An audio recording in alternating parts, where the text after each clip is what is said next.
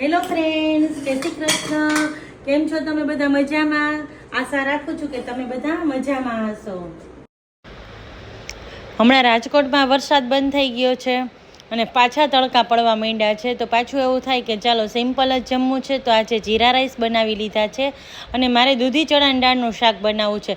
અને જ્યારે મારે રાઈસ બનાવવું હોય ને ત્યારે હું બહુ વહેલા પલાળી દઉં છું, એટલે પછી આપણે એક જ વિસલ બગાડીએ ને એટલે સરસ મજાનો છૂટો દાણો થાય ભાતનો અને ભાત સરસ થઈ જાય. હવે ચણાની દાળ રાત્રે પલાળી લીધી હતી અને જો આ સાઈડ મેં દૂધી સમારી લીધી છે.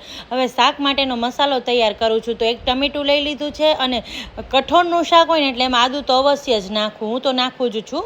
પછી આગળ તમારી ચોઈસ પ્રમાણે હવે જો આ પેસ્ટ બનાવી લઉં છું. ટમેટાં અને આદું નાખીને હવે એમાં લસણની ચટણી નાખી દીધી હતી અને બધા બેઝિક મસાલા. હવે દાળ સરસ મજાની પલળી ગઈ હતી. કઠોળનું શાક હોય ને એટલે હું રાઈ મૂકતી નથી, પણ જીરાનો વઘાર કરું છું. તો જીરું અને લીમડો મૂકી અને વઘાર કરી નાખ્યો છે અને હિંગ થોડી ચડિયાતી નાખવી. હવે એમાં સૌ પહેલાં આપણે ચણાની દાળ નાખી દેવાની છે, કારણ કે ચણાની દાળને થોડીક વાર સાતળી લઈને પછી દૂધી નાખવાની છે. દૂધીને ચડતા વાર ન લાગે, પણ ચણાની દાળને ચડતા થોડીક વાર લાગે એટલા માટે. તો સરસ મસાલો નાખી આપણે પેસ્ટ બનાવી હતી નાખી અને સરસ શાકને ચલાવી લીધું છે, ચમચો ફેરવી લીધો છે અને આમાં છે ને 3 વિસલ જોશે. જેમાં પેસ્ટ બનાવી હતી એમાં જ મેં પાણી લઈ લીધું છે અને પાણી નાખી દીધું છે. જોઈતા પ્રમાણમાં પાણી નાખી દેવાનું. હવે શાકનું કુકર બંધ કરું છું અને આ સાઈડ બીટ ખમણી લઉં છું. મેં અહીં અડધું બીટ ખમણી લીધું છે, કારણ કે આજે બીટનું રાયતું બનાવવું છે. એક તો ગરમી છે અને પાછું બીટ છે ને આપણા બીટ અને દહીંનું મિક્સ કરીને એટલે પેટ માટે પણ બહુ સારું. તો રાયતું બનાવવા માટે મેં દહીં લઈ લીધું છે, એમાં શેકેલ જીરાનો પાવડર, મરી પાવડર નાખી દીધો છે, થોડા ફુદીનાના પત્તા નાખી દીધા છે, દાડમના દાણા નાખી દીધા છે અને બીટ. હવે આ રીતે રાઈ અને લીમડો અને હિંગ મૂકીને વઘાર કરી લઉં છું. આ રાયતું ખાવામાં બહુ જ સરસ, એટલે બહુ જ સરસ ટેસ્ટી લાગે છે.